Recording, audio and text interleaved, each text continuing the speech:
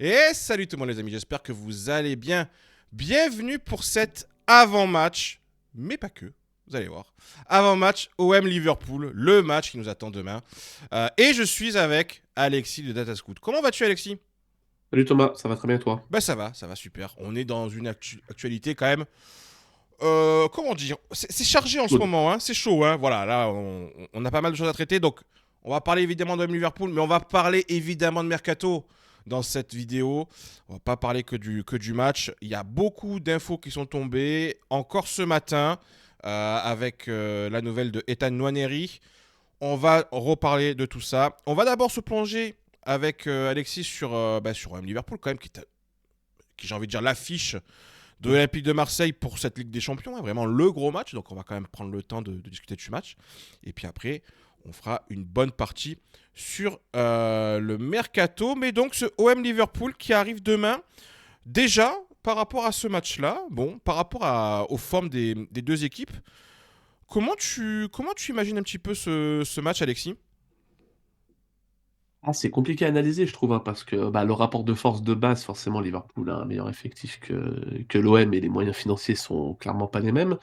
Mais dans la forme actuelle, t'as l'OM qui sort quand même de 2-3 matchs avec des prestations très convaincantes, Ouais. et t'as Liverpool qui rame un peu, qui n'est pas à la rue totale, mais qui a du mal à gagner et qui sort pas des prestations ultra convaincantes. Donc, de base, Liverpool favori, mais avec la dynamique actuelle, t'as le droit d'y croire, quoi. Ah, t'es un peu dans cet état d'esprit-là quand même. Parce que c'est vrai que quand on prend les derniers matchs, le dernier match, imagine, de deux équipes, alors nous, démonstration à Angers, je sais pas si tu as eu l'occasion de voir ce match, Ouais, ouais, j'ai vu le match, ouais. mais vraiment, on a revu des choses que ça faisait longtemps qu'on n'avait pas vu du côté de l'Olympique de Marseille. Avec des phases de jeu, on a dominé quand même une Ouais. équipe d'Angers qui n'est pas une petite équipe, même sans Chérif et Abdelli. Voilà, on les a mis quand même en grosse difficulté. Et puis Liverpool qui c'est très particulier, Liverpool, cette saison. Très compliqué d'analyser finalement cette équipe.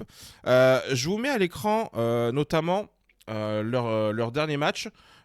C'était. Alors, je vous mets d'abord à l'écran déjà leur classement championnat. Ils sont quatrième en première ligue. Ils sont largués hein, par rapport au titre. Ils ont 14 points de retard sur Arsenal. Donc, ça, pour eux, c'est terminé.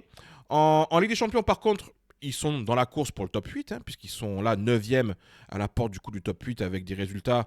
Alors pareil, il y a eu des bons et du mauvais. Ils ont perdu à Galatasaray, mais Ouais. ils sont allés gagner par exemple aussi du côté de l'Inter. Et ils ont gagné le Real Madrid à la maison. Donc Ouais. là aussi, pareil, très compliqué à analyser. On voit sur la forme des 10 derniers matchs, il n'y a aucune défaite.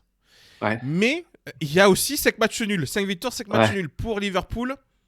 C'est pas suffisant. Et c'est pour ça qu'il y a des gros débats autour de Arne Slot.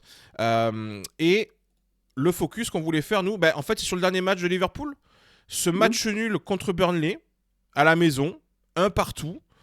Et j'ai envie de te poser cette question. Est-ce que ce match-là contre Burnley, c'est pas un peu à l'image de la saison de Liverpool, c'est-à-dire une équipe incapable finalement de gagner ce genre de match et qui a jamais trop réussi à imposer son jeu depuis le début de la saison? Ouais, c'est symptomatique du problème de Liverpool. T'as un pénalty raté par Szoboszlai qui peut te mettre à l'abri très tôt dans le match et potentiellement déverrouiller la rencontre. T'as très peu d'efficacité devant le but. Je crois que les XG ils Ils sont sont à à plus de 3 3,18. XG. Alors 3,18. il y a le penalty qui fait Ouais. 0,75, mais bon, il me semble même le péno, t'es à plus de 2. Là où Burnley, je crois qu'ils sont même à moins de 0,3 ou une 0,40. connerie comme ça. Ah 0,40. voilà, 0,40. Donc normalement, il doit y avoir 3 limite 0 et finalement, il y a 1-1. Il y a 30, Donc ça 32, prouve. 32 tirs à 7 quand même, hein, ce qui est, c'est même Ah rien que ouais, ça, non, c'est énorme. mais c'est preuve d'une inefficacité offensive et aussi d'une défense qui, là où pour le coup, ça a toujours été un peu la force de Liverpool, cette année en défense, c'est un peu plus compliqué. Il y a des joueurs un peu plus à la peine. On peut parler notamment d'un Konaté qui faisait une très grosse saison dernière. Et depuis les rumeurs de départ libre, de départ du côté du Real, ce genre de choses, cette saison, il est Il un est dans peu le plus dur, dans le hein. dur, Il quoi. est, il est plus dans le Ouais, dur. Van Dyke carrément. aussi, j'ai l'impression que Van Dyke, Ouais. on n'a plus du tout le Van Dyke d'avant, hein. Après Van Dijk, c'est toujours la question de est-ce qu'il fallait le prolonger l'année dernière? Il a quand même 34 ans. On parle de la PL, donc c'est un championnat où c'est forcément beaucoup plus exigeant. Donc, est-ce qu'il fallait le prolonger la saison dernière? Est-ce qu'il fallait le laisser partir libre et tourner la page et aller chercher un plus jeune défenseur? C'est toujours les questions comme ça, tu sais jamais quel bon choix prendre à ce moment-là. Après, il est un peu plus dans le dur, mais c'est quand même un joueur, c'est encore quand même le leader défensif. Et il faut aussi avouer qu'ils ne sont pas forcément aidés par les latéraux de cette année à Liverpool, notamment Jérémy Frimpong et même Milos Kerkez qui fait pas un début de saison incroyable, mais surtout Frimpong qui en fait n'est pas un latéral. Donc Oui, c'est ça. Frimpong défensivement, on le savait, on l'a vu à Leverkusen, c'est un mec qui jouait piston, voire même des fois ailier. Et en fait, je vois pas l'intérêt de recruter un Frimpong si c'est pour le faire jouer purement latéral et pas le faire jouer dans un rôle de piston où tu exploites à fond ses qualités offensives et tu permets de masquer ses carences défensives. Là, tu le mets dans un rôle où défensivement, il est directement exposé. Et on sait que Frimpong, ce sera jamais une bête de défenseur. Et forcément, quand tu es central et que ton latéral a tendance à prendre un peu l'eau, c'est beaucoup plus difficile de Compliqué. défendre. Hein. Compliqué. Je pense qu'on va directement aller sur le débat autour d'Arne Slot parce que Ouais. il y a quand même un responsable de tout ça. Alors, je t'ai demandé, est-ce qu'il est totalement responsable de la Ouais. situation? Tu vas me dire ce que tu en penses. Moi, vraiment d'un point de vue extérieur, Liverpool n'est pas l'équipe non plus que je suis le plus, mais quand même, je trouve que entre un mercato qui est quand même un petit peu bizarre, au final. Il n'y a pas de mauvais joueurs, mais disons que on se demande un peu l'utilisation qui en est faite, et tu l'as très bien expliqué, notamment par rapport à Frimpong. Parce que Frimpong n'est pas un mauvais joueur, hein, loin de là. Hein, il faut quand même aussi. Ah non, non, c'est clair. Voilà, on est quand même sur un très très bon prospect. Mais voilà, Arne Slot, en fait, c'est quoi? En fait, il n'arrive pas à trouver un style de jeu par rapport à ce qu'il a comme matériel. Il veut imposer son style et par rapport à ce qu'il a, ben, ça correspond pas. Comment tu peux expliquer en fait que Liverpool, euh, la greffe avec Arne Slot, elle se fasse pas finalement? En fait, c'est un peu le débat sur ces questions-là, c'est un peu le débat de l'œuf ou la poule, parce qu'en fait, pour définir la responsabilité de Slot, tout dépend d'à quel point il a été impliqué dans les décisions du mercato. Est-ce que c'est lui qui a validé toutes les pistes? Et dans ce cas, s'il a validé toutes les pistes, il est responsable parce que les pistes ne conviennent peut-être pas à son système de jeu, ou alors il n'arrive pas à les exploiter, par contre, Mhm. pardon. Ou est-ce qu'on lui a, entre guillemets, imposé ses pistes? On lui a dit, voilà, l'année prochaine, on va prendre Frimpong, Carquez, Wirtz, Ekitike et Isaac. Et après, toi, tu dois te débrouiller avec ce matériel pour faire jouer l'équipe et la faire tourner. Si c'est la deuxième option, j'ai un peu tendance à le déresponsabiliser parce que je trouve le mercato. Ouais, c'est comme tu dis, c'est pas un mercato raté, mais c'est un mercato d'une équipe qui vient de remporter la première ligue et qui est quand même en pleine bourre. Ouais, c'est ça. Et je trouve que c'est pas un mercato de continuité. Tu vas chercher, ouais, comme on l'a dit, des latéraux qui, pour moi, sont pas forcément des latéraux de métier. Tu vas chercher un Florian Wirtz qui, évidemment, est un top joueur. Et moi, je suis archi fan de ce joueur-là depuis très longtemps à Leverkusen. Et je suis persuadé qu'il va réussir à Liverpool. Mais ça reste quand même un joueur qui débarque en PL et qui doit forcément prendre du temps pour s'adapter. Tu vas chercher deux numéros 9 pour des prix aberrants. Et je pense que personne n'a compris. Tu vas déjà chercher Ekitike pour un prix très cher, mais pourquoi pas, tu vois, je veux dire, c'est le prix, Oui, c'est un neuf, c'est le prix. ça reste un neuf. Mais Et que tu ailles Isaac chercher dans la aussi. Ouais, foulée, après Isaac aussi. En fait, c'est l'un des deux, moi, Isaac, je dirais. ouais, Voilà, c'est ça. c'était plutôt l'un des Il deux. n'y a aucun intérêt de prendre les deux. Ces deux profils qui jouent en pointe tous les deux, et qui sont pas capables d'évoluer sur un côté. Donc c'est très compliqué à mettre en Un place. mec comme Gakpo, enfin, ça a vraiment le niveau pour Liverpool, ça. Enfin, tu vois, c'est un peu. Je trouve que c'est un peu léger. C'est compliqué à dire. Je trouve que l'année dernière, il avait quand même été très bon avec Arne Slot, mais Ouais. oui, cette saison, c'est un peu plus compliqué. Oui, c'est pas un impact player en fait. Et le problème que tu as aussi par rapport au mercato, c'est que tu as prolongé Van Dijk, on en a déjà parlé, mais tu as prolongé Van Dijk et Salah qui en début de saison était absolument fantomatique. Moi, j'avais vu des matchs, enfin, Mais il y a ça, en fait, c'était vraiment mauvais quoi. il y a ça aussi, c'est-à-dire qu'il y a eu tout l'épisode autour de Mohamed Salah Bah oui, qui a vraiment, je pense, aussi un peu vampirisé un peu cette équipe, en fait, au c'est final. clair, Parce que c'est clair. moi, l'impression que j'ai aussi, c'est que Liverpool est peut-être aussi dans une phase. Ils sont en train de régénérer un peu un effectif. Changement de génération. Ouais. Fini un peu l'équipe d'il y a 3 4 ans qui a un peu marché un petit peu sur tout le monde. Euh, et là, en fait, on a des nouveaux joueurs qui arrivent. Donc, le temps de se mettre en place.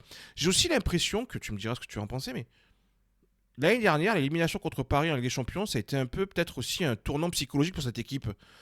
Ouais, ça fait Peut-être mal, ouais, ça peut-être qu'elle fait se mal dans les voyait têtes. genre Ouais, je taper pense. Paris et se faire éliminer comme ça. Parce que pour Ouais. moi, Paris, limite, je trouve gagner les champions sur cette confrontation-là. Parce Carrément, ouais. qu'une fois qu'ils ont passé Liverpool, pour moi, c'était tout droit pour eux. Et, et d'ailleurs, ça a été 2 matchs absolument énormes, hein. Alors, Oui, des oui. physionomies différentes, mais bon, voilà. Mmh. Mais ce que je veux dire, c'est que voilà, j'ai l'impression que Liverpool ne s'est limite pas remis un peu de cette élimination et depuis se traîne un peu un truc bizarre. Ouais, il y a sûrement ça. Puis il y a aussi c'est totalement bête à dire, mais tu as l'effet pervers d'avoir gagné la PL, où en fait tu te dis, on a gagné la PL avec cet effectif. Donc est-ce qu'on entame directement un cycle de renouveau où on laisse partir des Van Dijk et des Salah, on accepte, c'est des légendes du club, mais on considère qu'ils ont plus forcément le niveau pour être les leaders de notre Mhm. nouveau cycle, ou est-ce qu'on continue avec eux? Parce qu'on a quand même gagné la PL avec eux. Donc si on gagnait la PL avec eux, c'est qu'ils sont encore utiles. Donc en fait, c'est un peu l'effet pervers de gagner la PL, c'est t'oses peut-être pas. Tu vois, si Liverpool avait perdu contre Paris et je sais pas, peut-être fait troisième, quatrième de PL, je suis persuadé qu'on serait peut-être parti sur un cycle totalement de renouveau en mode on laisse partir Van Dijk, Salah, on va chercher des nouveaux joueurs, on réinsuffle un truc. Et là, en fait, tu as fait un peu l'entre-deux, tu as gardé Van Dijk, Salah, tu allé aussi chercher des joueurs qui ont besoin de s'adapter. Et du coup, tu te retrouves un peu en entre-deux, entre continuité et renouveau. Et c'est compliqué de jongler entre ça, quoi, pour un entraîneur. Et du coup, on se retrouve avec une équipe qui n'a pas forcément une identité claire, je trouve. Ouais, c'est compliqué, ouais. Et, Ouais, ouais. et c'est ça qui est C'est. compliqué à analyser par rapport à ce match-là, parce que autant il y a beaucoup d'adversaires qu'on a fait depuis le début de la saison, où clairement on a une idée précise de limite comment va jouer l'équipe. Là, je t'avoue que avant ce match contre l'Olympique de Marseille, je ne sais pas ce que Liverpool va proposer. Bah déjà, c'est compliqué parce que la compo change très souvent et t'as pas des joueurs qui jouent à des postes fixes. Si tu regardes en PL, à Manchester City et Arsenal, c'est clair que c'est des équipes où le système de jeu est complètement différent. Mais au moins, le système de jeu il est identifié, tu sais Oui, c'est ça. à quoi tu vas Même avoir avec affaire. À l'OM, Liverpool, même avec l'OM, je veux dire, si on prend l'OM de oui, Roberto oui, De Zerbi, oui, on sait, totalement. on Ah sait ce bah qui oui. va se passer. Alors, il peut y avoir des petits changements par-ci Oui, le système peut par-là. changer, mais les principes de jeu, ils sont là, tu le Là, connais, avec quoi. Arne Slot, c'est quoi en fait, c'est quoi l'identité Arne Slot? C'est quoi son principe de jeu fondamental en fait chez lui? Bah, pour moi, je trouvais que Liverpool était une bonne équipe de transition. Ouais, Je trouvais que c'était ce qui faisait un peu leur force. D'ailleurs, c'est pour ça que quand ça parlait de Gyökeres et tout, moi je voulais le voir signer à Liverpool parce que je trouvais que c'était une équipe bien plus adaptée à son style de jeu qu'un Arsenal, qui a un jeu de de position position. beaucoup plus ressemblant à ce que peut faire un Roberto De Zerbi d'ailleurs. Et je trouvais que Liverpool était toujours une équipe très forte en transition, avec notamment des Mohamed Salah, des Cody Gakpo, qui sont des ailiers qui brillent là-dedans. Et c'est vrai que quand tu ramènes des Frimpong et des Carquez, bah, tu te dis, c'est clairement pour jouer en transition, parce qu'un Frimpong, là où il va faire mal, c'est sur les Bien transitions sûr. offensives, prendre de vitesse le latéral adverse. Et j'ai pas Kirkes l'impression pareil hein, de. d'ailleurs, hein. Ouais, bah oui, totalement. Totalement. Et j'ai pas l'impression de retrouver beaucoup ça dans ce Liverpool. C'est un peu un entre-deux. Après, c'est aussi compliqué de jouer en transition quand ta défense n'est pas très sereine, parce que si tu subis beaucoup, Oui, c'est bah ça. forcément, tu es en difficulté. Donc, ouais, c'est compliqué et c'est pour ça qu'il y a aussi des débats autour de Slot, hein. Et d'ailleurs, s'il y a match nul, je sais pas. S'il y a défaite contre l'Olympique de Marseille, Ah, mais il saute. je pense que ce sera un dernier match d'Arne Slot Là, à la tête de Liverpool. Surtout qu'il y a un certain coach espagnol oui. qui est parti du Real Madrid il n'y a pas très longtemps. Ancien Liverpool aussi, par la même Voilà, occasion. Voilà. voilà. Donc je pense que là, c'est le match de la survie pour lui, hein. Je voulais faire un petit focus. Alors, on pourrait faire des focus sur plein de joueurs, évidemment. Oui. On s'est mis d'accord pour faire un focus sur Florian Wirtz, qui... Mm. alors, c'est très particulier, la situation de Florian Wirtz, parce que je ne sais pas si on peut dire que son début de saison est réussi. Sans doute pas. Il y a du Non. mieux Ouais. depuis un mois et demi. Je vous montre à l'écran, via évidemment le site d'Alexis de Tascout, les datas donc, de Florian Wirtz, où on voit les datas techniques sont, allez, on va dire correctes pour un joueur, Ouais, moyenne, ouais. voilà, moyenne. C'est vrai que il faut toujours prendre aussi en considération un petit peu ce qui t'a attendu du joueur. Voilà, elles Et sont pas conformes à ce que le joueur peut faire. voilà. D'un point de vue technique, parce que physiquement, par contre, attention, Ouais. hein, on est sur une bête. J'ai rarement vu ça, hein. Un gars qui a que des stats physiques, pardon, des datas pardon, physiques au-dessus du top 75. Ouais. C'est absolument énorme. Donc c'est sans doute pour ça aussi qu'il a été recruté par Liverpool, hein, et que la Première Ligue lui faisait Mm. les yeux doux parce qu'il a le coffre pour jouer en Première Ligue. Par contre, voilà, son utilisation. Comment tu trouves son utilisation à Liverpool par rapport à ce qui se passait du côté de Leverkusen? Et je vais vous mettre à l'écran pendant qu'Alexis va nous donner son avis un comparatif avec les datas de Florian Wirtz à Leverkusen, donc c'est ce que vous voyez en vert, et les datas de Florian Wirtz à Liverpool cette saison, c'est ce que vous voyez en bleu. Il y a une différence énorme entre les deux saisons. Voilà. Comment tu expliques, toi, l'utilisation de Wirtz cette saison? Bah déjà, ce que tu disais par rapport à son début de saison, pour moi, il y a deux parties. Il y a jusqu'à début décembre. Jusqu'à début décembre, c'était franchement très, très, très décevant. Il n'était pas décisif, il pesait peu dans le jeu, il traversait les matchs comme un fantôme. Et depuis décembre, ce qui coïncide d'ailleurs un peu avec la mise à l'écart de Mohamed Salah, il commence à revivre un peu, à être beaucoup plus décisif, à être beaucoup plus impactant dans le jeu. Donc il y a vraiment deux parties. Mais oui, par rapport à son utilisation, moi j'avais fait une vidéo, je crois que c'était environ septembre-octobre là-dessus. En fait, on a tendance à voir Florian Wirtz comme un pur numéro 10, mais pour moi, c'est pas un pur numéro 10, Florian Wirtz. Là où il excelle le plus, c'est quand il joue sur le côté et qu'il peut rentrer dans le cœur du jeu, dans le half space. Mhm. C'est là où je le trouve excellent, c'est là où on était excellent avec Leverkusen, parce qu'à Leverkusen, il jouait dans une dans une défense à 5 et dans une attaque à 3 avec deux numéros 10 et une pointe. Et du coup, ça lui permettait de ne pas être le seul numéro 10 et du coup d'exploiter plutôt l'espace sur le côté, là où l'autre numéro 10 exploitait l'espace sur l'autre côté. Et c'est là où je le trouve vraiment intéressant quand il a un latéral qui peut dédoubler dans son dos. Et du coup, c'est pas un pur numéro 10. C'est en début de saison, Arne Slot le faisait jouer numéro 10 parce que d'un côté, tu avais Gakpo, de l'autre côté, tu avais Salah, en pointe, tu avais Isaac et Ekitike. Et quand il faisait pas jouer l'un, en général, tu avais Ekitike qui pouvait aussi jouer sur le côté gauche. Donc en fait, il était cantonné au rôle de numéro 10 parce que les autres postes étaient pris. Et depuis la brouille avec Mohamed Salah et depuis la CAN où Mohamed Salah est parti, il retrouve peut-être un poste un peu plus excentré sur le côté droit. C'est là où il a joué contre Burnley notamment, où Curtis Jones a pris le rôle de numéro 10. C'est pour moi ce poste-là dans lequel il excelle le plus et dans lequel il aura le plus d'impact sur le terrain. Mais je ne sais pas si Arne Slot va continuer à le faire évoluer dans ce rôle-là. Je ne sais pas dans quel rôle il va jouer contre Marseille. Je ne serais franchement pas étonné qu'il rejoue numéro 10 contre l'OM et qu'il mette peut-être un Dominique Szoboszlai sur le côté droit. D'ailleurs, D'accord. Dominique Ok. Szoboszlai dont on peut parler un petit peu Bien sûr. très rapidement parce que c'est un couteau suisse. Le mec est capable de jouer latéral droit, milieu central, ailier droit. C'est le genre de joueur dans un effectif qui est tellement important parce il peut remplir plein de rôles. Mais voilà, Florian Wirtz, ouais, je suis persuadé de la qualité du joueur. Moi, je le suis depuis Leverkusen, depuis ses croisés. Enfin, quand tu vois le mec sur le terrain, tu vois que c'est un mec qui a un talent monstre et qui peut exploser. Après, il faut aussi prendre en compte qu'il y a peut-être eu le poids du transfert à digérer parce qu'il a Bien été sûr. transféré pour une très grosse somme. Bien sûr. Et qu'en plus, il a peut-être été aussi un peu mis sur le devant de la scène par rapport à Ryan Cherki, qui lui a été transféré pour une somme quasiment ridicule de 30-35 millions de Manchester City, et qui pour le coup a quasiment directement performé et a directement été impactant à Manchester City. Donc tu avais beaucoup de comparaisons l'année dernière entre Cherki et Wirtz, et là cette année tu avais la comparaison entre Wirtz qui a coûté plus de 100 millions d'euros et qui a mis beaucoup, beaucoup, beaucoup de mal à démarrer, et Ryan Cherki qui a coûté 30-35 millions d'euros et qui dès le mois d'août a commencé à être directement impactant. Donc je pense qu'il faut lui laisser du temps, mais par contre c'est un joueur dans cet effectif-là, c'est le joueur qui peut faire mal, qui a une qualité supérieure, quoi. Bon, au match du coup de demain, je pense que par rapport au 11 qu'a mis Arne Slot face à Burnley, j'ai l'impression qu'en fait, il n'y aura pas tant de changements que ça, au final. Euh, pas... Moi je pense que tu en auras un ou deux, je pense que tu as un McAllister qui va peut-être rentrer dans le double pivot avec Gravenberch au milieu de terrain. Ok, Et ce qui risque peut-être de justement faire déplacer Florian Wirtz en numéro 10 pour mettre Dominique Szoboszlai d'accord. sur le côté droit, ou alors Szoboszlai en 10 et Wirtz sur le côté droit, mais je crois que Slot préfère faire jouer Szoboszlai sur l'aile droite. Moi, je vais te montrer ce que j'imagine côté Olympique de Marseille. Alors, ça va sans Ouais, doute pas faire l'unanimité, mais je vais m'expliquer. Alors, évidemment, je laisse Geronimo Rulli dans les buts, même si on n'a pas le plus grand Geronimo Rulli depuis quelques matchs. Ça reste le gardien titulaire. si tu le mets remplaçant là, tu le tues, quoi. C'est ça.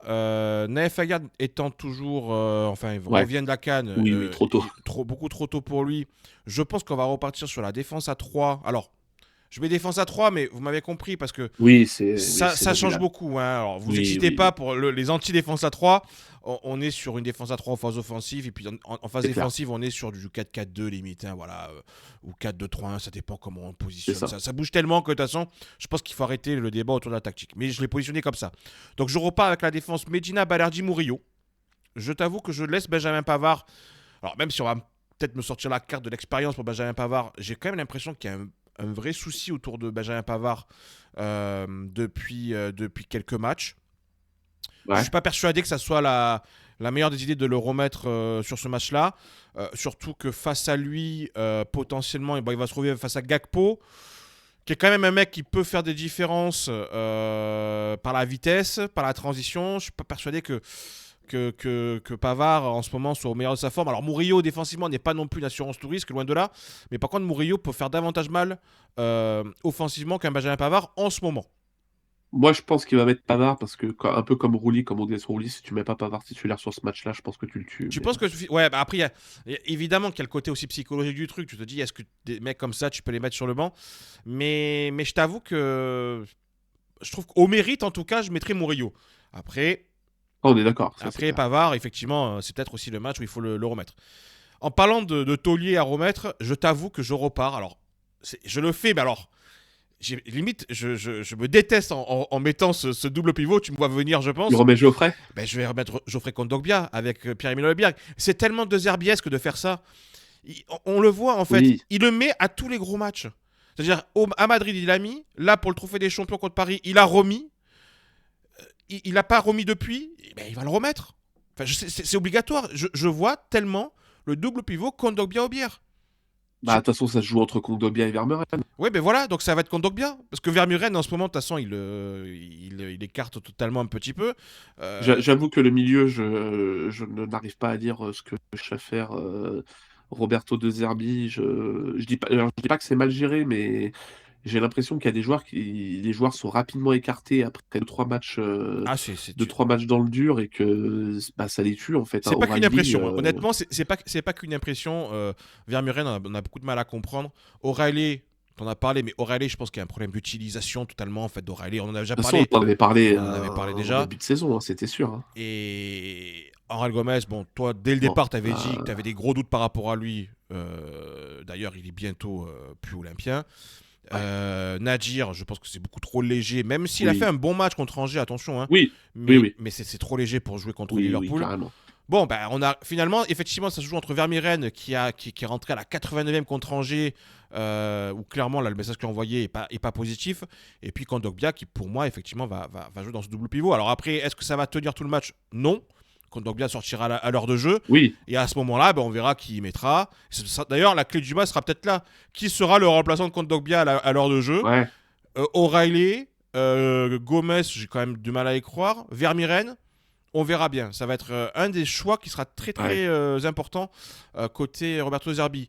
Au niveau des latéraux pistons, vous avez compris, bon, là, pas de Oui, bon, surprise, là, je pars sur Emerson Timothy Weah. Il n'y a ouais. pas de problème. Et évidemment, Mason Greenwood, parce que si Mason Greenwood. Enfin bon, voilà, Mason Greenwood, Voilà. tout simplement. Voilà. Et là où je fais un choix, et je sais pas si tu vas être d'accord avec moi, mais peut-être que oui, je repars sur Pécho Aubameyang devant. Ah ouais? Ouais, Ah, sur Peshao et Aubameyang? je m'explique pourquoi. Je pense que, alors effectivement, Ahmed Junior Traoré et Amine Gouiri ont fait un excellent match contre Angers. Vraiment, il n'y a rien à dire. Je trouve d'ailleurs Ahmed Junior Traoré, on sent qu'il a joué sous Roberto De Zerbi en fait. Parce que Mmh. 6 mois sans jouer, il s'est pas entraîné avec l'équipe, il arrive et je le vois faire des appels dans sa manière de se positionner où on comprend tout de suite que le gars sait ce que veut Roberto De Zerbi. Il a eu à Sassuolo, enfin voilà, c'est vraiment très clair pour lui. Maintenant, je pense que Liverpool, physiquement quand même, ça va être quelque chose. Voilà. C'est un match des champions. On n'est pas sur la même intensité qu'un match de Coupe de France ou qu'un match à Angers. Je mets Gouiri et Traoré sur le banc pour une seule raison, c'est par rapport à l'impact physique qu'il va avoir. Je ne suis pas persuadé que dans la montée en puissance de ces deux joueurs, qui pour moi seront titulaires contre Lens, parce que Lens est un match peut-être encore plus important que le match contre Liverpool, Ouais, ouais. je préfère avoir Gouiri et Traoré titulaires sur le match contre Lens, parce que je ne suis pas sûr que les deux soient en capacité de faire deux matchs dans la semaine là, en tant que titulaires. C'est pour ça que, entre guillemets, par défaut, même si, encore une fois, le par défaut est un petit peu... voilà, je mets Pecha Aubameyang. Aubameyang, même logique que par rapport à Ouais. Pavard. Tu le mets pas contre Liverpool. Mentalement, déjà qu'il a été dans le dur avec le Gabon pendant la CAN et même sur le dernier match avec l'OM. Là, c'est le match pour le relancer. Ouais. Là, c'est le match pour Aubameyang pour dire, les gars, je vais vous montrer que j'ai pas dit mon dernier mot.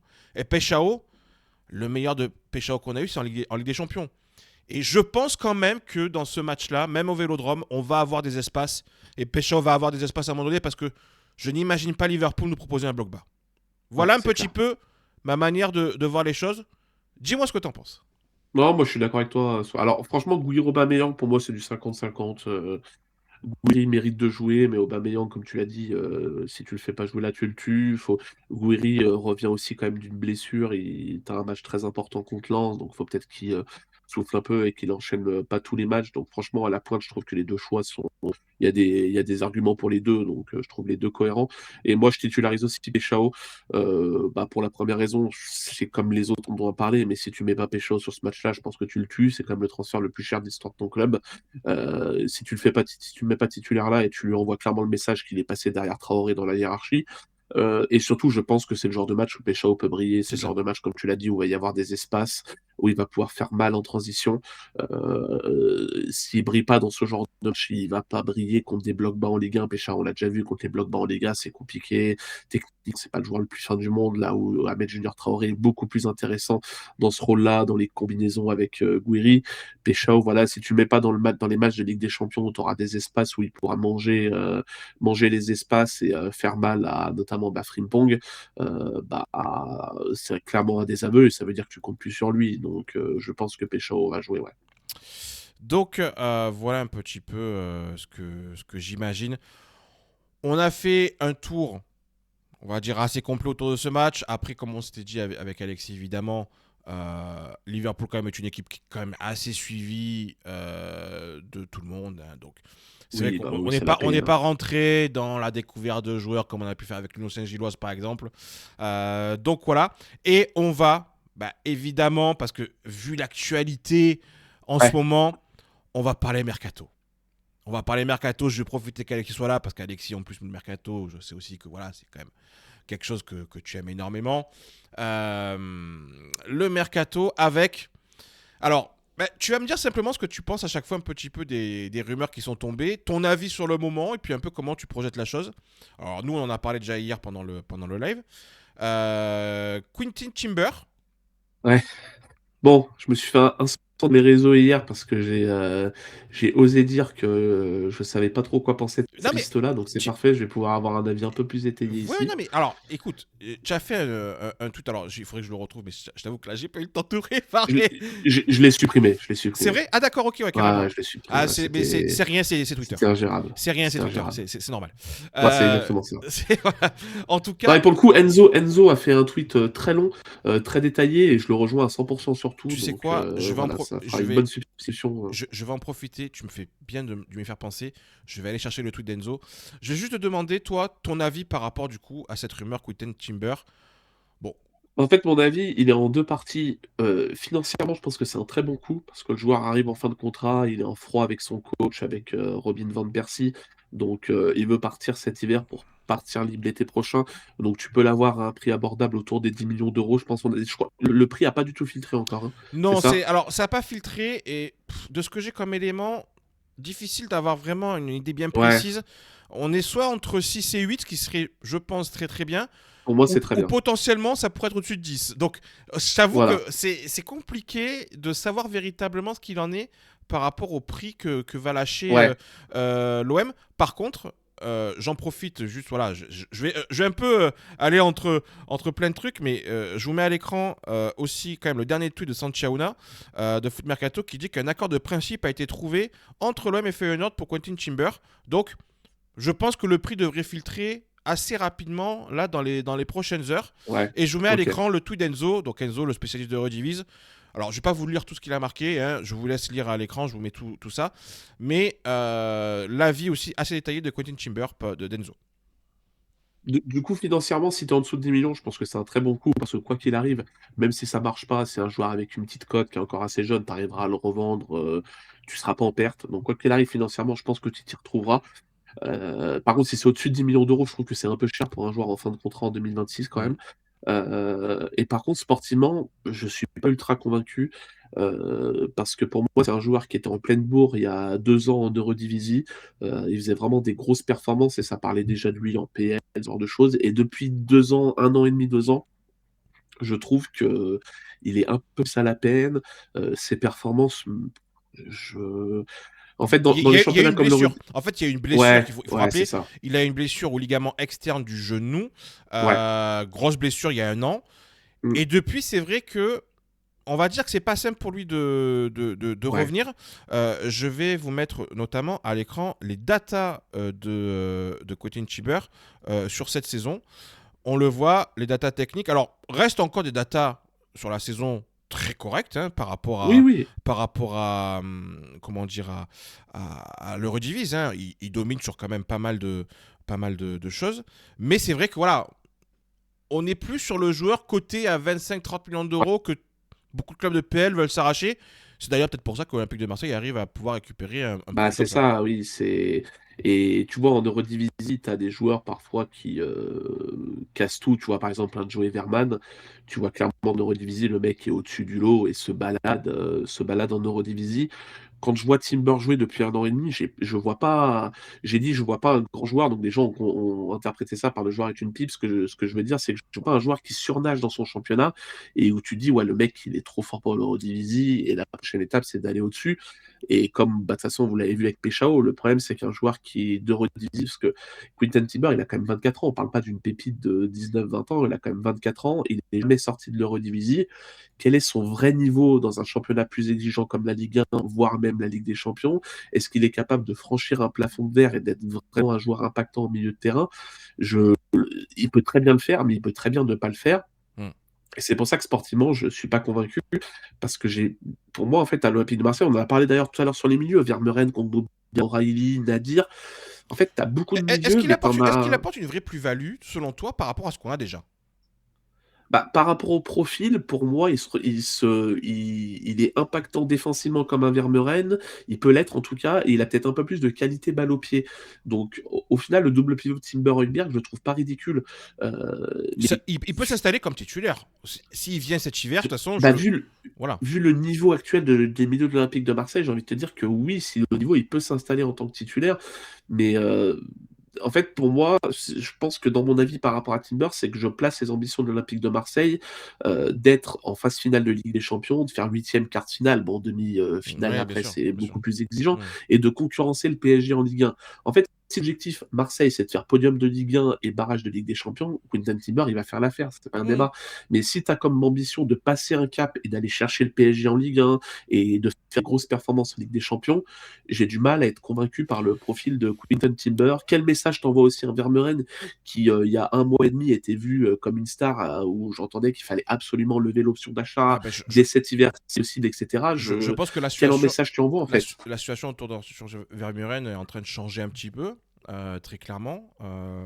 Mais ça, on en a déjà parlé nous Mais hier. pourquoi? Enfin, pourquoi? Qu'est-ce qu'il a fait? Moi, j'étais de l'avis, pour le coup, j'étais de l'avis de dire quand il y avait une enflammade autour de Vermaelen, j'étais plutôt de la team attention, il fait des bonnes performances, mais tranquille, c'est pas non plus extraordinaire et c'est quelques matchs, laissez-lui du temps. Donc je suis pas du genre à dire ouais, le mec, faut lever l'option d'achat, c'est une Mm. future star ou quoi que ce soit. Mais qu'est-ce qu'il a fait concrètement pour descendre dans les hiérarchies si vite?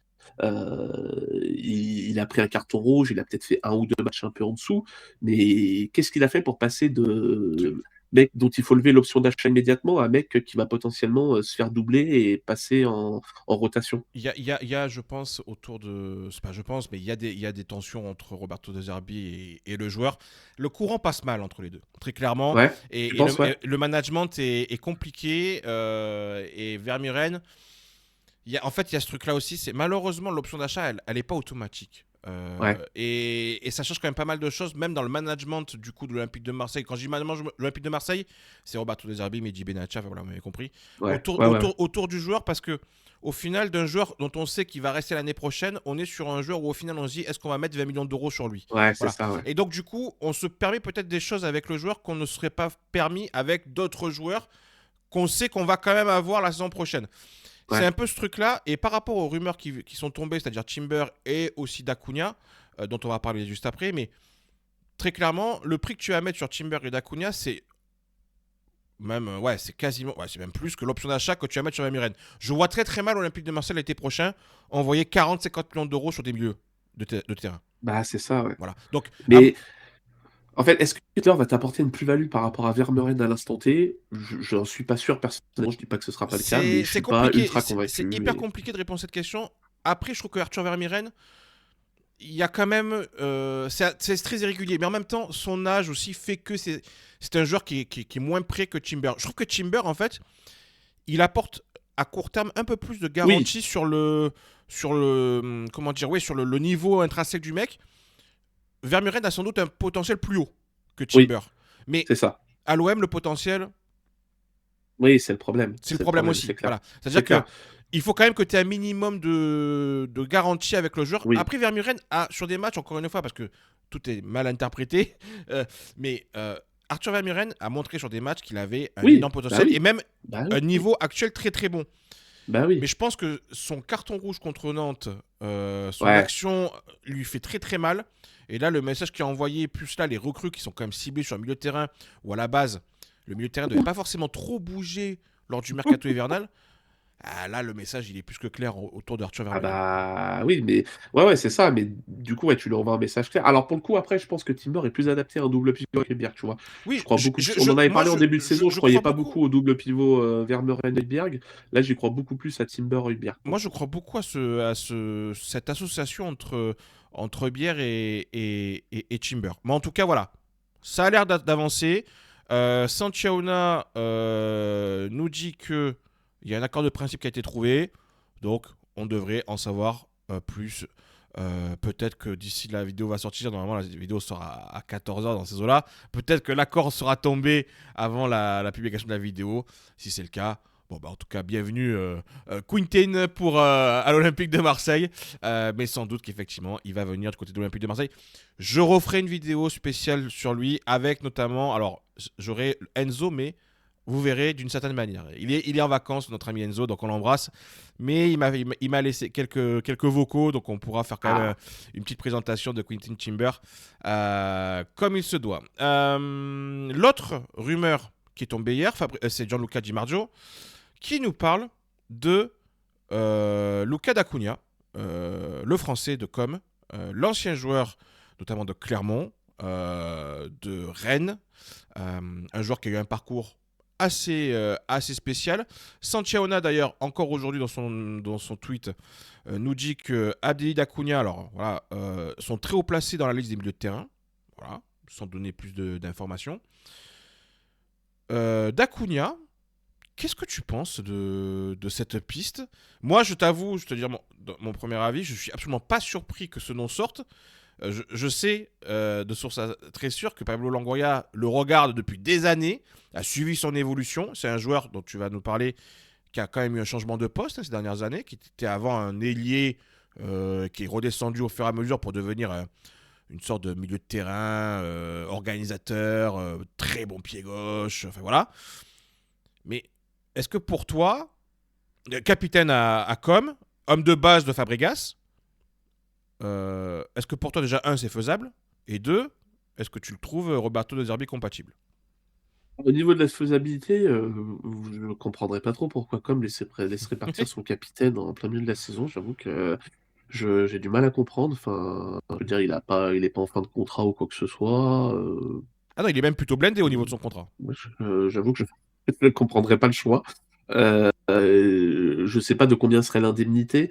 Je crois qu'il a une valeur marchande d'environ 10 millions d'euros, 15. On a une valeur marchande 15 millions 15 d'euros, millions ouais. et ça serait entre 15 et 20, à mon avis, minimum. Je vous mets à l'écran les datas, d'abord techniques, de Dacunia, pour montrer quand même que techniquement, c'est quand même, en Serie A, il faut aussi le repréciser, c'est très très correct pour ce joueur.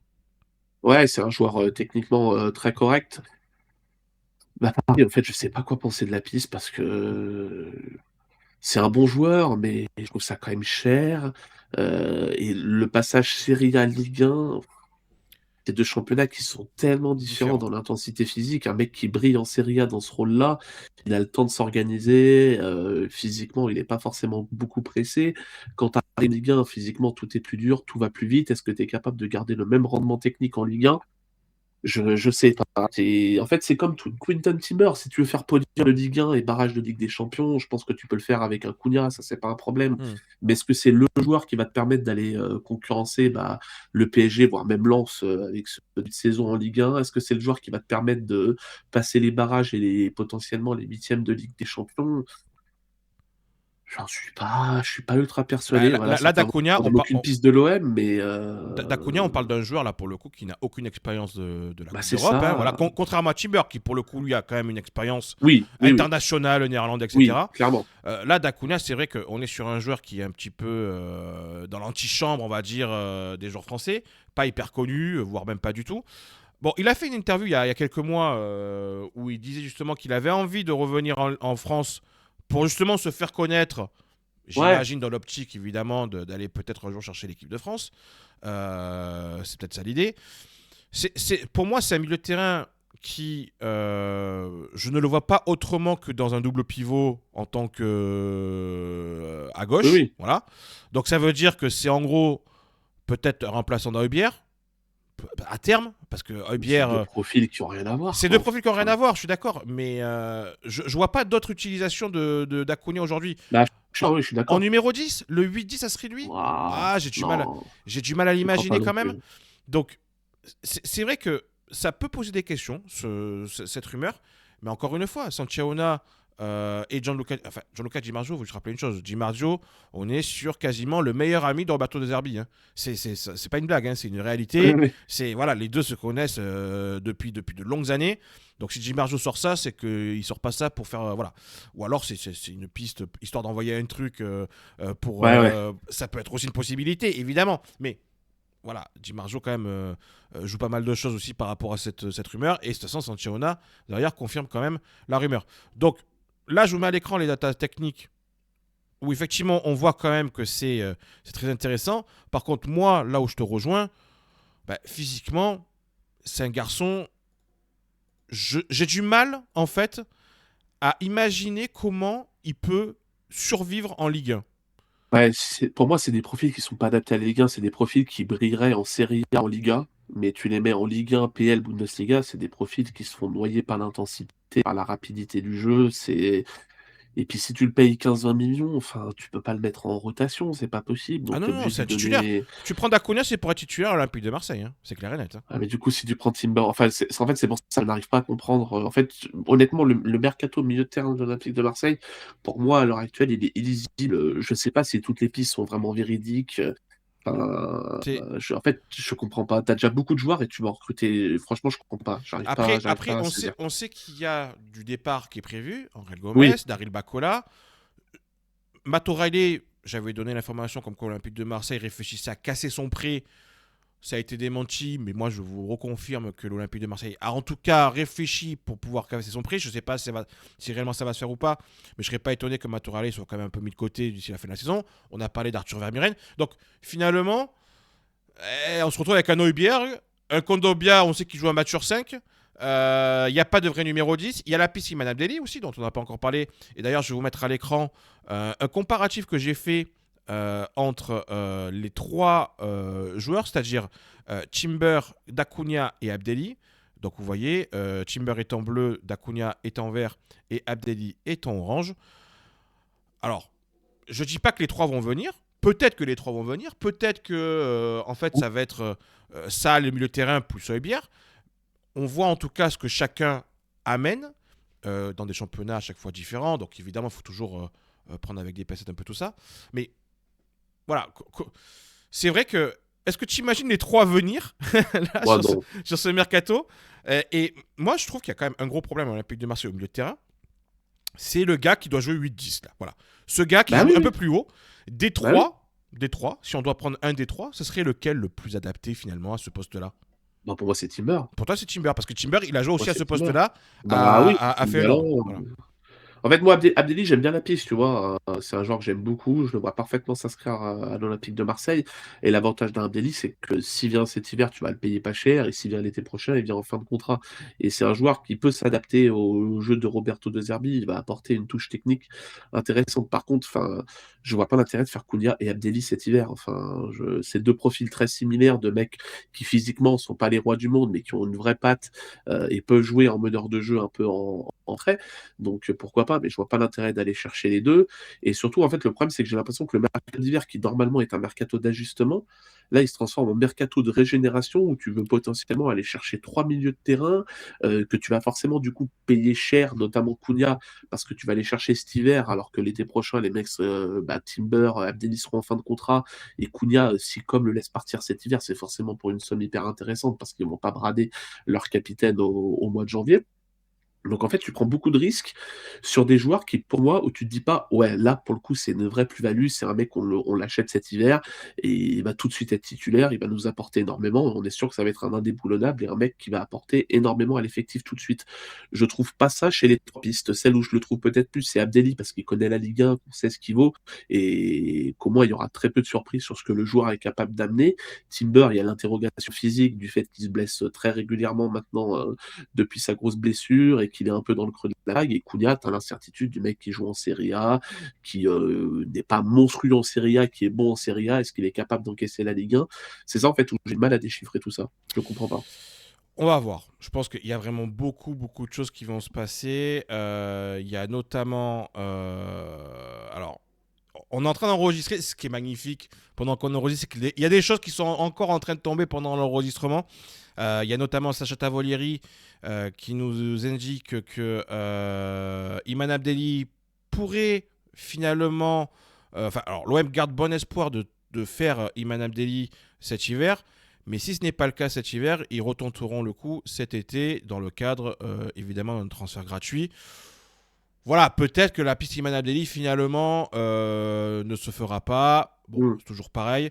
Ça, ce sont des choses qu'on va voir au fur et à mesure. Mais voilà, en tout cas, par rapport au milieu de terrain, je pense on a été assez complet. Ouais, Et on va finir cette vidéo parce qu'elle est déjà très très longue.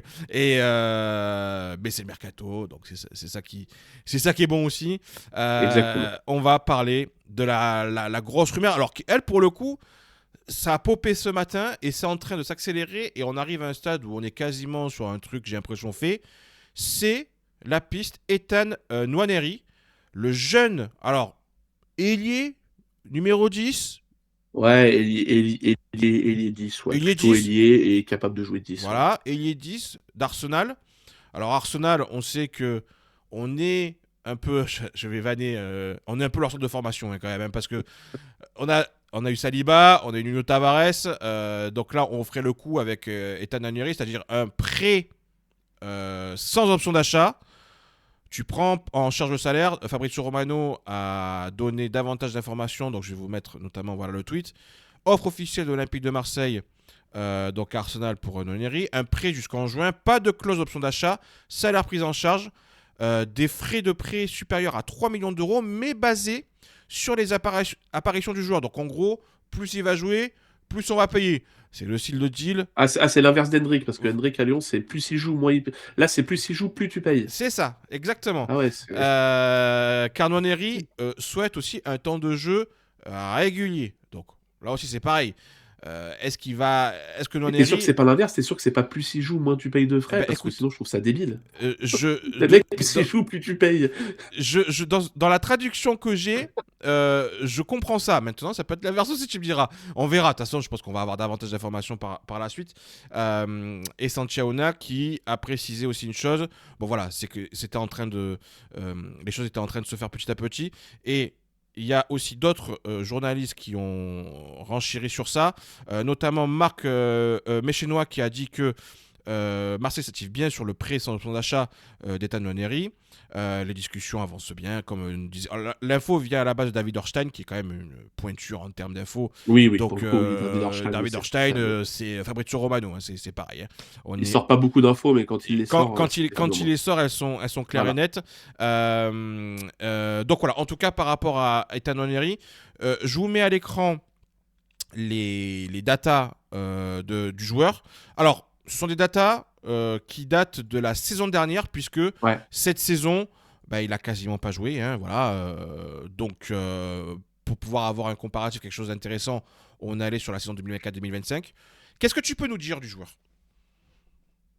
Alors dire du joueur, très honnêtement, c'est pas un joueur que je connais hyper bien, Mhm. parce que je suis pas Arsenal plus que ça et en plus cette saison, il a pas du tout joué. Donc de ce que j'en ai lu, c'est que c'est un ailier qui est capable de jouer 10 aussi. Mais moi déjà, enfin, le premier truc qui m'interroge, c'est enfin, il vous allez dire que Pourquoi? j'aime aucune piste, mais je trouve ça super cher déjà. Alors, moi, je comprends l'idée, parce qu'en fait, ce qu'il y a, c'est que Pablo Longoria, en conférence de presse, avait dit on a besoin d'avoir une doublure à Greenwood. Sur le papier, ce gars-là peut être doubleur à Greenwood. Maintenant, Ouais, mais ce que ouais. j'expliquais depuis pas mal de temps, c'est comment on peut vendre un projet à un gars Oui, c'est ça, qui veut du temps de jeu et être la doublure d'un mec qui joue c'est tout le ça. temps. Je Voilà. pense que dans l'idée des dirigeants, et c'est ce que j'avais expliqué, l'OM cherchait un gars capable d'être à la fois ailier, mais aussi capable de jouer avec Greenwood en tant que numéro 10, voire dépanner aussi devant. Je pense qu'Ethan Nwaneri, par rapport à Ouais. ce que j'en ai demandé, alors je suis un peu demandé depuis ce matin, notamment à un suiveur de Premier League et un fan d'Arsenal, qui m'a dit que c'est un très bon jeune joueur avec Oui. du potentiel. Il est barré cette saison, mais en gros, c'est un joueur qui peut totalement correspondre à ce dont a besoin Mmh. Roberto De Zerbi, c'est-à-dire un gars qui peut faire souffler Greenwood sur des minutes et un gars qui peut jouer avec Greenwood. Et les deux peuvent même intervertir sur le terrain, c'est-à-dire l'un peut jouer numéro 10 et l'autre peut jouer sur le côté. Ça peut très bien changer entre les deux. Et il me disait d'ailleurs, il voit très bien une complémentarité entre les deux joueurs. Voilà, Mmh. un petit peu. Mais Ethan Nwaneri, ça reste un jeune joueur qui n'a pas de référence plus que ça. Voilà, hein, Ouais. très clairement. C'est un pari. C'est un prêt sans option d'achat. Donc on sait que ça va faire aller les supporters parce que nous, les prix sans option d'achat, on sait qu'on n'aime pas trop ça. On n'a pas des super souvenirs. Mais voilà, en tout cas, un petit peu par rapport à la piste Ethan Nwaneri. En tout cas, les datas techniques, pour un joueur qui évolue en première ligue, Ouais, elles sont correctes. sont Après, ça à correctes. prendre en compte que c'est un joueur qui était, beaucoup remplaçant, qui rentre en fin de match, donc c'est forcément plus facile d'avoir des bonnes datas. On en avait déjà parlé quand tu Ouais. rentres en fin de match. Mais pour moi, en fait, il y a 2 revers de la médaille. Comme tu l'as dit, je vois en fait, si le mec arrive dans un rôle de doublure, je comprends pas. Déjà, je trouve ça très cher pour une doublure, parce que tu payes un salaire. On parle d'un salaire PL, hein. Je suis allé voir sur Capology. Alors, je sais pas si le salaire de Nwaneri est fiable, mais ça part d'un salaire quand même de 4 millions d'euros par an. Donc, on est aux alentours d'un salaire de Balerdi, ce genre de choses, hein, quand même, hein. Ah oui, On non, mais parle pas. je pense qu'il faut être clair. Nwaneri, il vient, c'est pas pour être remplaçant. Je pense que Mais du coup, Nwaneri vient, c'est pour être le numéro 10.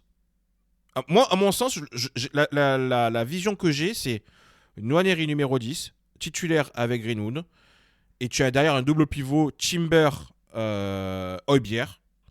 La piste Abdelli, elle est mise de côté si jamais on n'arrive pas à trouver un accord avec Angers. Et Dacunia, même s'il est très très haut placé, ça me paraît être beaucoup empilé des milieux de terrain. Je pense qu'en termes de priorité, on est sur Timber, Nwaneri, et après, c'est Dacunia, ouais, Abdelli, et on voit après s'il y a d'autres départs. Alors après, si Gomez, Bacola et par exemple Orale s'en vont, là à ce moment-là, ça a du sens. Surtout que tu as un Kondobia qui ne peut pas jouer tous les matchs. Ça a du sens peut-être de récupérer non pas deux, mais trois milieux de terrain. Et à ce moment-là, ouais, ouais, peut-être que la piste d'Acuna ou Abdelli prendrait du sens. ouais, ouais, mais Voilà un peu ma lecture, parce que honnêtement, Timber, c'est fait. Voilà, là, tout le monde est en train de s'accorder pour dire que c'est fait. Et Nwaneri, en fait, le fait que ça vienne de David Orstein, Fabrizio Romano, oui, oui. bon, c'est que c'est fait en fait, les gars. Voilà, faut se dire ça. Si le mec arrive au poste de titulaire de Brody, ça veut dire que tu vas confier les clés de ton jeu à un mec de 18 ans Ah, qui arrive de c'est. PL, qui a pas de minutes dans les jambes cette saison et dont tu connais pas vraiment le vrai niveau, tu vois. C'est ça. C'est impossible de savoir quel niveau a vraiment Nwaneri. Je trouve que c'est couillu quand même. C'est ce que j'allais dire. En prêt sans option d'achat en plus. C'est le Le terme que mec j'allais en plus dire. c'est bon, il repart et t'en as profité 6 mois quoi. En fait, j'ai un peu l'impression quand je vois les pistes citées par l'OM ce mercato là, j'ai un peu l'impression qu'il y a la Ligue 1 enfin il y a une résignation sur le fait de potentiellement aller chercher le Paris Saint-Germain et bah, Lens aussi en Ligue 1. Euh, j'ai l'impression qu'il n'y a pas cette envie de concurrencer, de faire grosse fin de saison et qu'on est sur un mercato de préparation de l'été prochain où on se dit voilà, on a trop de retard en Ligue 1, en Ligue des Champions, on est conscient que si on passe par les barrages, ça va être compliqué d'aller quand même jusqu'aux quarts finales. Et qu'on est en mode, on prend Nwaneri en numéro 10 en prêt sans option d'achat, il fait la deuxième partie de saison, ça se trouve ce sera un bon coup, il apportera un peu pour faire troisième de Ligue 1 et peut-être passer les barrages, et on se remissionne dès début février, de toute façon c'est comme ça que ça bosse les mercatos, dès début février on essaie d'anticiper l'été prochain pour aller chercher un 10, ce genre de choses. J'ai l'impression qu'en fait c'est un mercato d'hiver pas sans ambition, mais en se disant voilà, c'est On a du compliqué mal à comprendre la ligne d'aller. directrice en vrai. C'est ça en fait Ouais, le c'est truc. ça en Voilà. fait, je comprends pas. J'ai du mal à voir quelle est l'ambition de ce mercato, parce qu'en même temps, c'est un gros mercato, un mercato d'hiver, mais en même temps, il n'y a pas des pistes où tu te dis, ouais, c'est des mecs titulaires Qui indiscutables. t'apporte une Ça rend plus-value comme un certaine. Voilà, Kvaratskhelia à l'époque du exactement. PSG qui arrive en hiver, tu vois, où tu te dis, ouais, le mec est payé très cher, mais c'est un mec qui va apporter une plus-value immédiate pour la fin de saison et il va te permettre d'aller chercher un titre. Là, dans les pistes qui sont évoquées, je ne retrouve pas ça. On est plutôt d'accord. Maintenant, après, moi, ce sont des pistes qui peuvent m'intéresser à l'instant T parce qu'au milieu de terrain, il y a tellement eu peu de joueurs qui se sont installés. Et même Højbjerg, qui est un titulaire indiscutable, la saison de Højbjerg, elle n'est pas non plus phénoménale. Donc, Et toi, tiens, qui est supporter de l'Olympique de Marseille, c'est quoi ton ambition pour l'OM sur cette fin de je saison? pense que là, très clairement, l'ambition pour l'Olympique de Marseille, elle est claire, nette et précise. C'est Podium de podium Ligue 1, parce que Lens, en fait, la Ligue des Champions et ça va se administration. jouer samedi. Samedi Ouais, contre Lens. Si oui, tu gagnes Lens, tu peux reviser la deuxième place. oui, Si tu ne gagnes pas Lens, c'est terminé. c'est clair, c'est Et clair. l'objectif principal, alors la Ligue des Champions, évidemment, essayer d'aller chercher au moins les barrages. Je pense quand même que ça peut se faire. Oui, Et oui, puis oui, après, ça va ça se faire, sera je que du pense. bonus. Mais Voilà, l'objectif ok. principal pour l'ensemble des supporters, c'est d'aller gagner la Coupe de France. Ouais, Il faut gagner un titre. Et je pense que peut-être dans l'esprit des dirigeants, c'est se dire, bon, allez, on va doubler vraiment tous les postes. Et notamment ouais, offensivement pour pouvoir tout jouer. Parce que de toute façon, les matchs ouais, vont s'enchaîner et que pour peu qu'on ait la Ligue des ouais, Champions, plus la Coupe de France, plus le championnat, si on veut pouvoir jouer sur les trois tableaux, il faut qu'on puisse avoir ok. 22 joueurs. Voilà, 22 Ouais, donc joueurs. si cette ambition c'est celle-ci, pour moi le mercato est plutôt cohérent par rapport Voilà. à ça, Je, de je, ramener du nombre et ouais, c'est ce que je ok. vois en tout cas. Ok. Les dernières infos que je peux donner, et après on va terminer sur ça parce que là, voilà, ça fera quasiment 1 heure de vidéo, ce qui est un record pour un avant-match. Mais c'est un avant-match mercato, hein, je tiens encore une Ouais, fois à le voilà. préciser. Ulysse Garcia est convoité, alors d'après Sancheona, est convoité en Italie et en Allemagne, et notamment du côté de l'Hellas Vérone. Je crois que c'est Sacha Tavolieri qui a refait un tweet. Je vais vous mettre ça à l'écran parce que du coup, je suis en train de C'est le tout. nouveau club partenaire de C'est le Longoria nouveau en club série. ami, l'Hellas Vérone, voilà, qui veut Ulysse Garcia. Donc allez-y, n'hésitez pas, il n'y a aucun problème. Vous pouvez le prendre. Neil Maupay. Pareil, lui aussi. Alors, c'est vrai que ce qui est positif par rapport à ce mercato hivernal, c'est qu'on arrive quand même à se débarrasser de tous nos boulets. Ça a toujours été la force de Longoria. Je sais même pas et, comment il fait. et, Enfin, et là, et c'est là, lunaire et là, d'arriver à séparer des boulets comme ça, hein. Neil Maupay, pisté en France, Italie, Espagne. Sanciona qui nous dit dénouement proche pour les deux, c'est-à-dire pour Ulysse Garcia et pour Neil Maupay. Donc, concrètement, on est très confiant. En tout cas côté foot mercato pour un départ des deux joueurs, donc ça serait quand même une excellente nouvelle. Et puis la dernière petite chose, il y a eu la piste Anis Hadjmoussa qui a été annoncée il y a quelques temps. Là Sacha Tavolieri dit clairement il y a eu des discussions avant et même pendant le mercato avec le joueur, mais l'Algérien devient à présent une piste à long terme. C'est ce que j'avais expliqué. Pour moi, Hadjmoussa ne peut pas venir cet hiver. C'est impossible. Je l'avais déjà expliqué lorsque la rumeur était sortie. Potentiellement, c'est typiquement le joueur qui serait le remplaçant de Greenwood si jamais Greenwood devait partir l'été prochain. C'est ma vision des choses. Je pense que Feyenoord ne nous le vendra pas en dessous de 30 millions d'euros. C'est C'est sûr, hors de question. c'est sûr. Donc on est sur le joueur qui pourrait remplacer Greenwood si jamais Greenwood l'été prochain devait partir pour une somme record. On n'en est pas encore là, mais voilà un petit peu ce que l'on pouvait dire ce matin. Alors, on aurait ce matin, la vidéo sortira à 14h. Il y a la conférence de presse de Roberto Zerbi d'ailleurs à midi, donc on aura peut-être des infos qui ne seront pas dans la vidéo, mais voilà. Bon, vu comment c'est parti, c'est pas impossible que je parte sur un live ce soir. Ouais, Après les matchs de Ligue des Champions aux alentours de 23 h, je vous l'annonce déjà, le live des vampires, on a déposé le label, ça y est, le live nocturne pour reparler un petit peu de tout ça. Parce que bon, s'il y a encore plein d'infos qui tombent, sans doute qu'on refera un point ce soir. En tout cas, Alexis, encore une fois, merci beaucoup d'avoir été disponible pour faire la vidéo, l'avant-match, répondre à mes questions au niveau du mercato. C'est le charme du avec mercato, plaisir. c'est en train de s'accélérer. Sans doute qu'on se reverra d'ici là. Donc voilà, en tout cas, encore une fois, merci beaucoup. N'hésitez pas à aller suivre Datascout. Vous avez en lien dans la description notamment le lien de leur site, le code promo pour pouvoir vous abonner à la formule starter. Ils sont présents sur Instagram, sur Twitter.